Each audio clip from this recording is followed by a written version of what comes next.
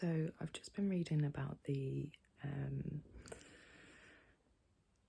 was some charity, I don't know, event at Buckingham Palace, and a black woman got asked where she's really from by someone who works for the palace.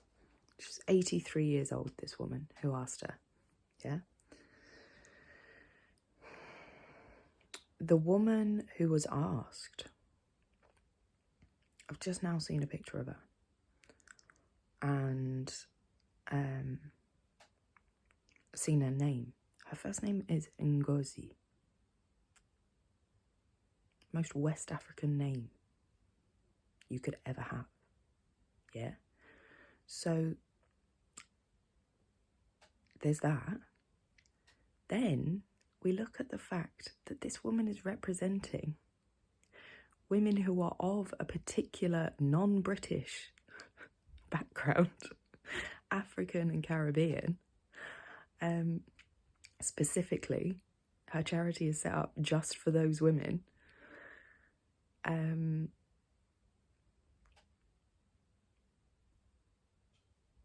Being asked, like, where she's from. Bitch, you're the one who's decided to be all about just that. So then when an 83-year-old woman representing the crown, who literally, like, 50 years ago was still in charge of half of the world,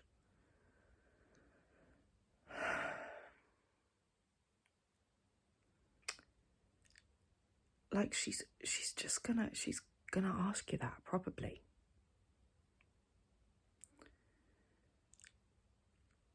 Now, do I think it was appropriate to repeatedly ask? Probably not.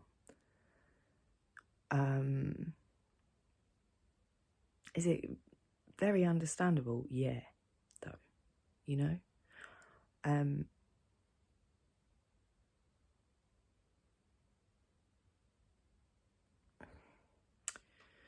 The woman also says that this racist lady made a beeline for her and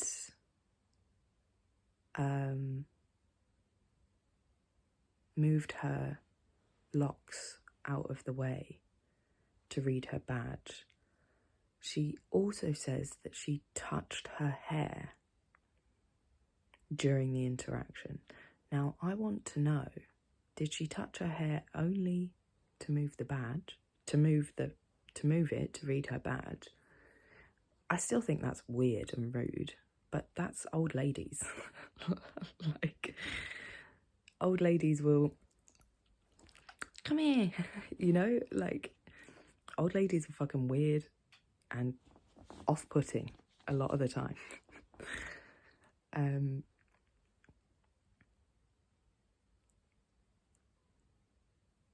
The woman, there's a picture of her at the event. The woman has very interesting braids or locks, whatever. They're not even typical like Afro-Caribbean styling. They're very unique.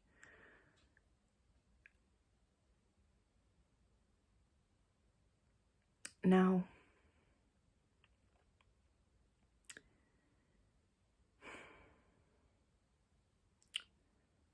I think it's fair to feel uncomfortable.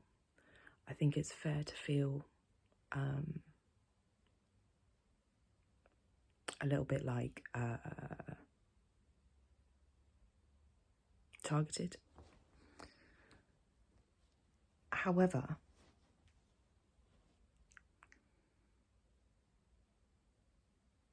you also have to know where you are. and who you're dealing with and what the best course of action is.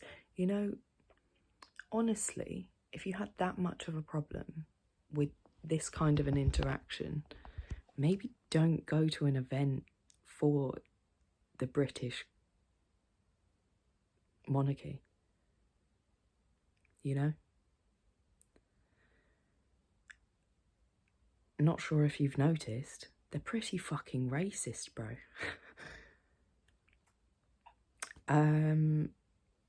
Kind of sold a narrative that all black people are dumb, and that's why they need to be civilized. Not that long ago. Yeah?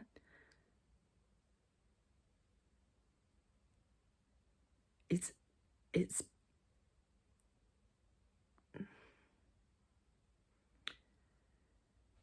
like the British only just gave up control of a lot of the Commonwealth and other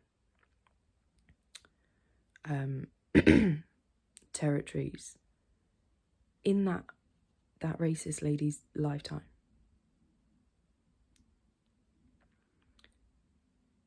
So her parents will have absolutely been taught black people are dumb, and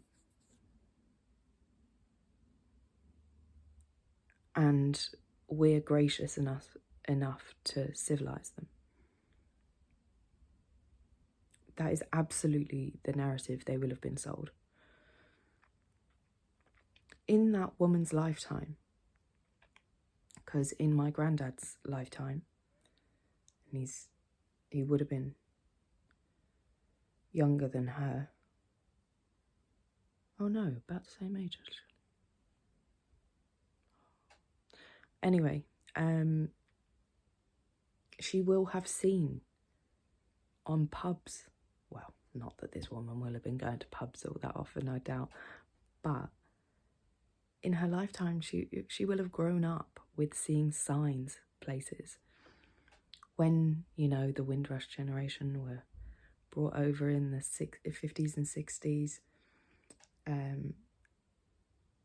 and all of that, because we're gracious enough to let them. That is the narrative that was told to British people. When they were coming over and when they were starting to set up here, this racist lady as a child will have seen, and as a young adult, will have seen signs that said no blacks, no dogs, no Irish everywhere. Racial segregation will have been the norm. Treating people of African, Caribbean and Irish descent as second-class citizens will have been the norm. And not only the norm, but this racist woman is part of the institution that literally let that happen. That like was a part that instilled the rules that made that happen. I think she's Prince Harry's godmother or something. I think, from what I read. So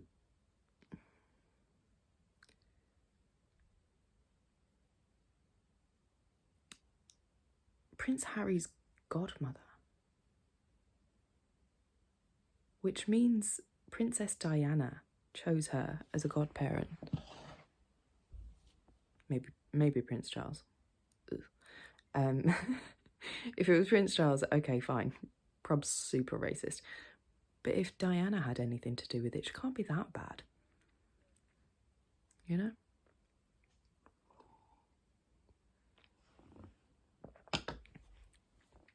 But I just think, so this woman's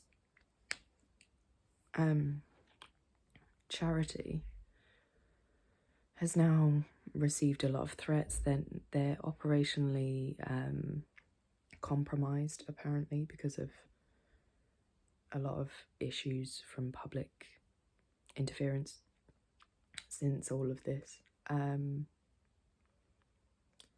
charity is called Sister Space, Sistah Space,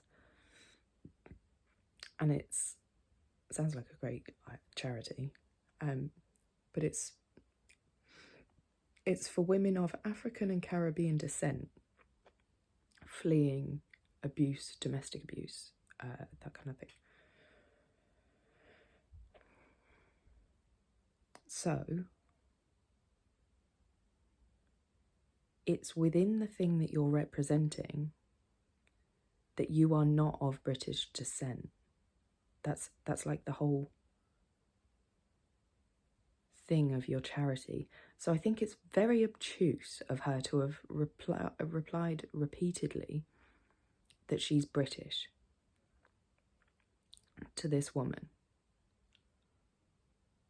She was likely just being curious. This woman's name is Ngozi. That's as far as I'm aware, I think that's pretty Nigerian, but it's definitely West African, you know?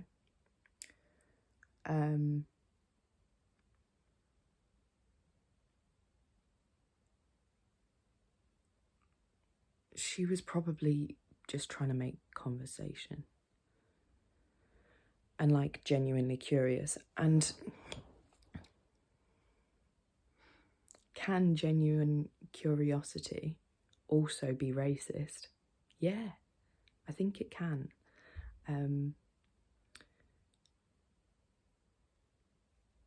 Is there necessarily malintent within every racist comment? I don't think so. No. And you have to pick your battles, I would say.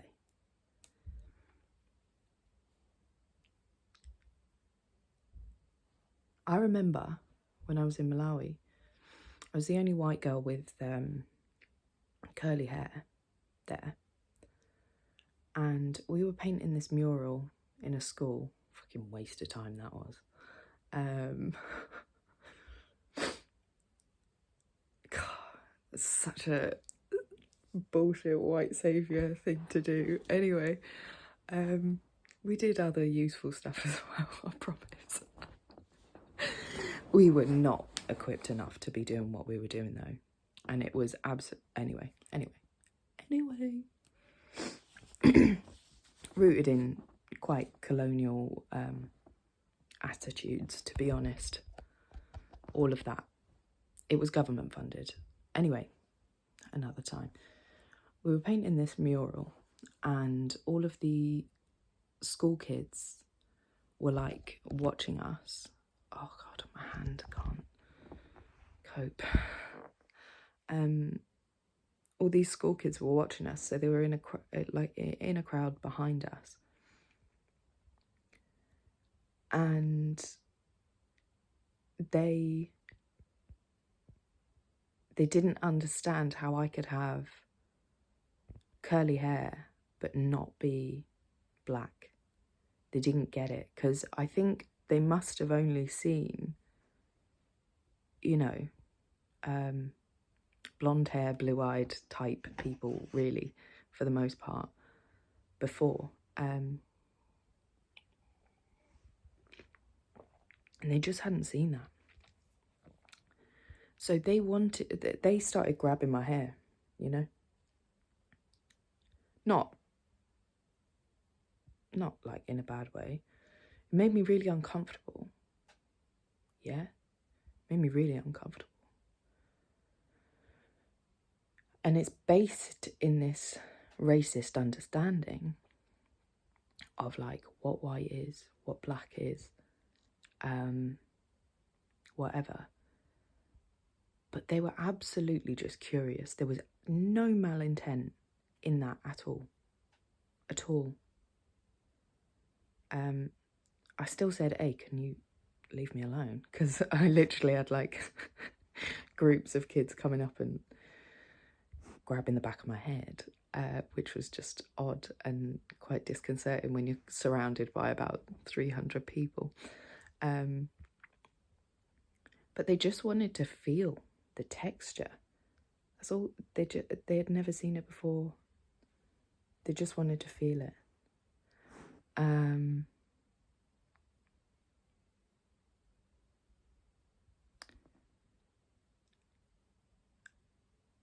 I think people need to pick their battles, and this woman now has got a lot of exposure for her charity.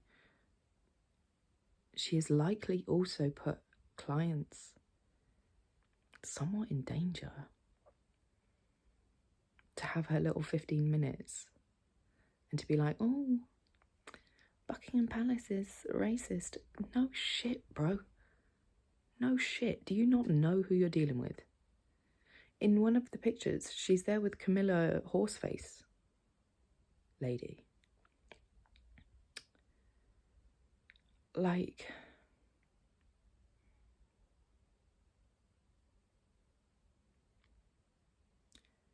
you know who you're dealing with.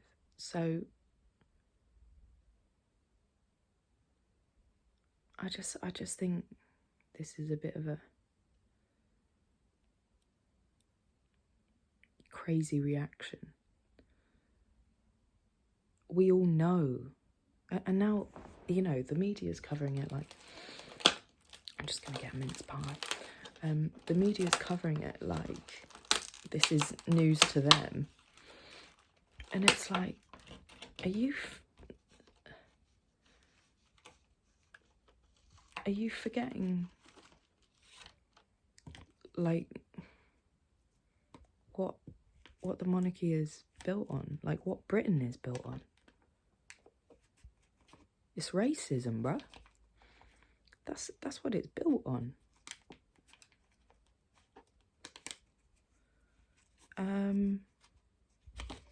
Shouldn't be a surprise.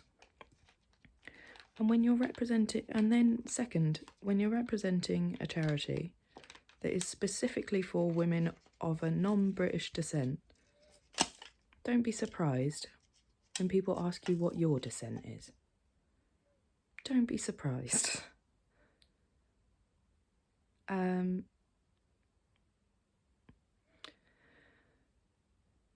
don't act like that offended. You're literally there to represent people not of British descent. So then to repeatedly answer that you're of British,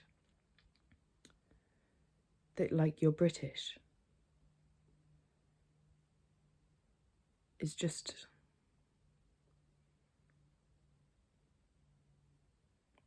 stupid, to be honest. No one was saying she wasn't British.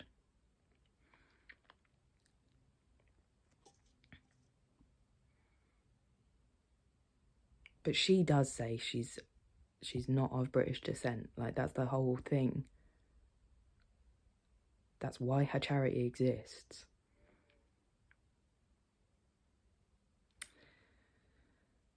So I think this was all a bit of a media thing. I think she's...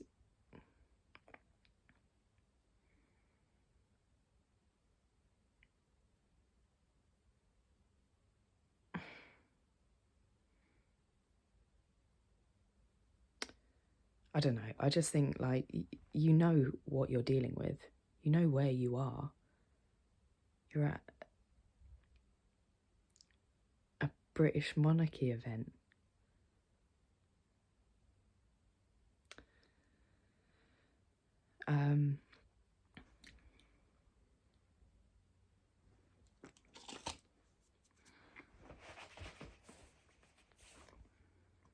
Yeah, that's it really. Alright, peace. I'm going to eat my mince pie.